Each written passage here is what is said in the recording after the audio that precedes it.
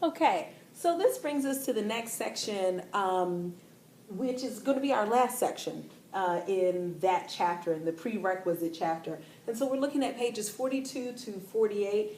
And the first, what we're going to talk about is simplifying rational expressions. And rational expressions really relates to the idea of like a rational number. We know rational numbers can be written as a ratio of two integers. Well, rational expressions are considered expressions that are written oftentimes as a ratio of two polynomials or ratio of two expressions. So we're going to first kind of consider the concept of the domain of an expression. If you recall, domain refers to all of the x values that make sense in an expression, that'll keep that expression real. So if we look here at example 1, part A, this is just a polynomial.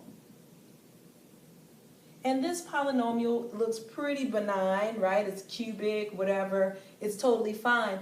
If you think mentally about the x values that you can place into this polynomial, there really is no restriction. And when there's no restriction, and when I say no restriction, I can put any x value in here and 1, -1, 1/3, 1/5, 1,000,000, and I will still get a real number answer. And so as long as I'm getting a real number answer, I know that that it's not affecting my domain, or that it's a part of my domain. Therefore, the domain for all polynomials, including this one, would be x is an element of the reals or all real numbers.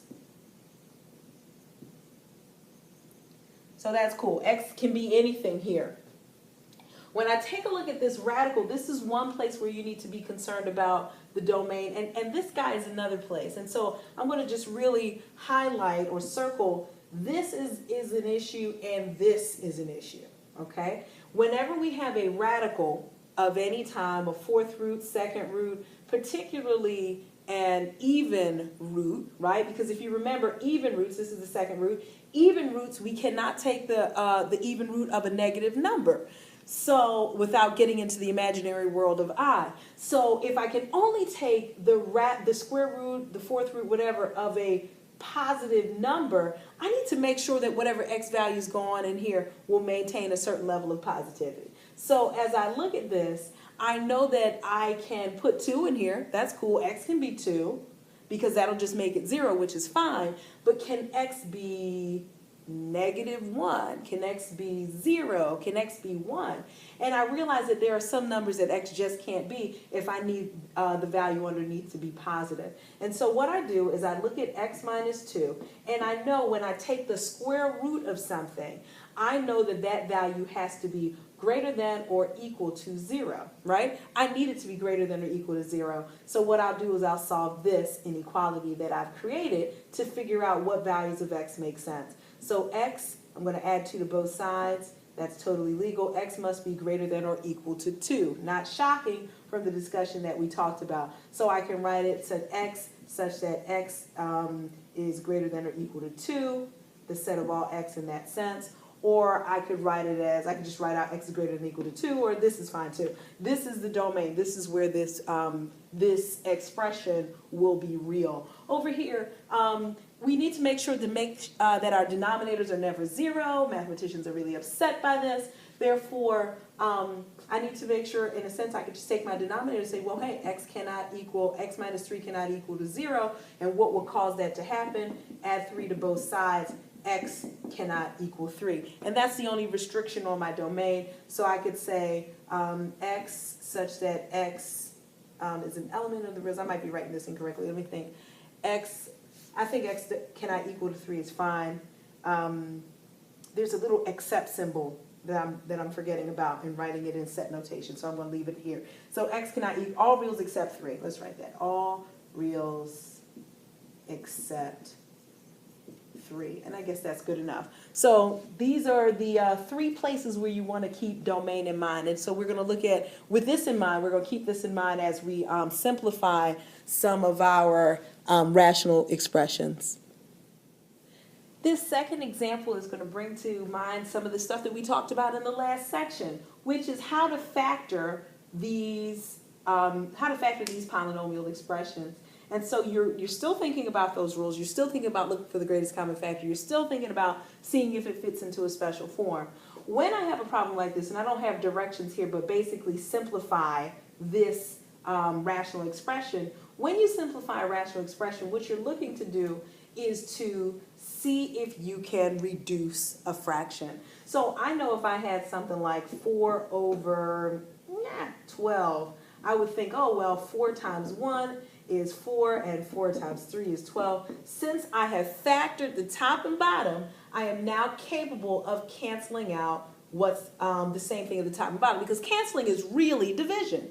So I'm doing the opposite. The opposite of multiplication is division, so I'm really dividing, and that's totally legit. The reason why I bring this up, you would never tell a friend to reduce in this way. You would never say, oh, 3 plus 1 is 4, and 3 plus 9 is 12, therefore this is 1/9. That would be ridiculous. You would never cancel when you have a sum or a difference, because adding and subtracting are opposites, and division is the opposite of only multiplication. Therefore, it's not the opposite of addition. You get what I'm saying? I hope that makes sense.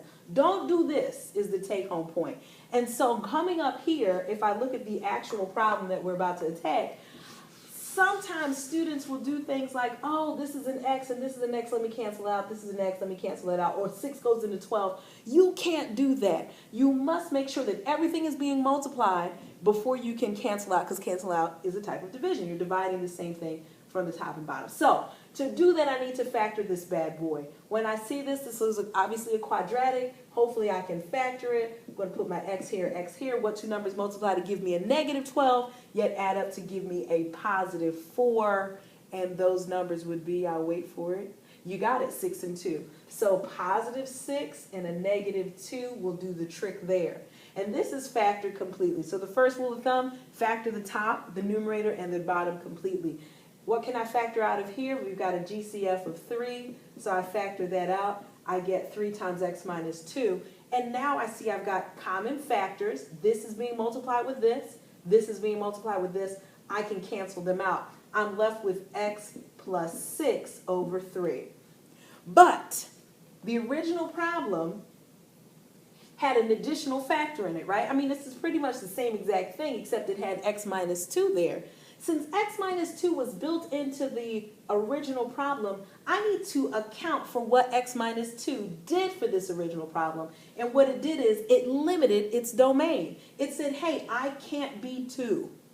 Because if you put 2 here, you're going to get a 0 in the denominator, and that's big trouble. So you can't just write this as the answer. You have to write this.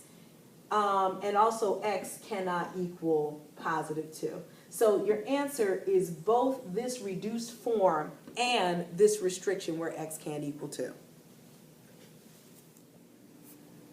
All right, so our example here, 12 plus x minus x squared, and over 12x squared minus, 2x squared minus 9x plus 4. So we need to factor this. I don't like the order here. I really like x squared in the front, and I want it to be positive. So I need to do 2 things. 1, I'm going to reorganize this whole party, and 2, I'm going to factor out a negative 1. When I factor out a negative 1, all of the signs change. So this negative x squared is now a positive x squared, and I like it in the front. This positive x is now a negative x, and this positive 12 is a negative 12. And you'll see if I distribute this negative 1 through, I get exactly that reorganized, and I have exactly what I started off there. And I like this because this makes sense to me when I factor. So I'm going to just rewrite this just as it is, and I'm going to come down and factor some more. So moving over here, if I look at this numerator, I'm going to leave my negative 1 here, but I realize I'm going to come in here. I'm going to factor, figure out what 2 numbers multiply to give me negative 12. Those are positive 4 and a negative 3, or a negative 4 and a positive 3. Since I need them to add up to give me a negative 1, I like the negative 4, positive 3 option, and I have my x's here, and I'm good to go. The denominator is going to be a little bit more tricky. I don't think we talked a whole lot about the guess and check method. So what we're going to do is take 2x squared times 4. We're going to change it into a factor by grouping situation.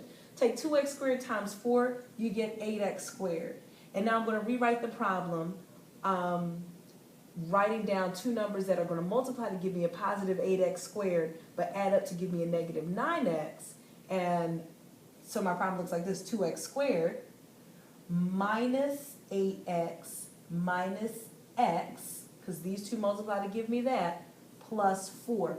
Even if you don't know why I'm doing that, or if you don't remember why, just know that it is the same exact thing, because minus 8x and a minus x is minus 9x. So I've rewritten the same problem in a different way. And what I'm going to do is now factor by grouping. What is the greatest common factor that I can grab out of 2x squared and 8x?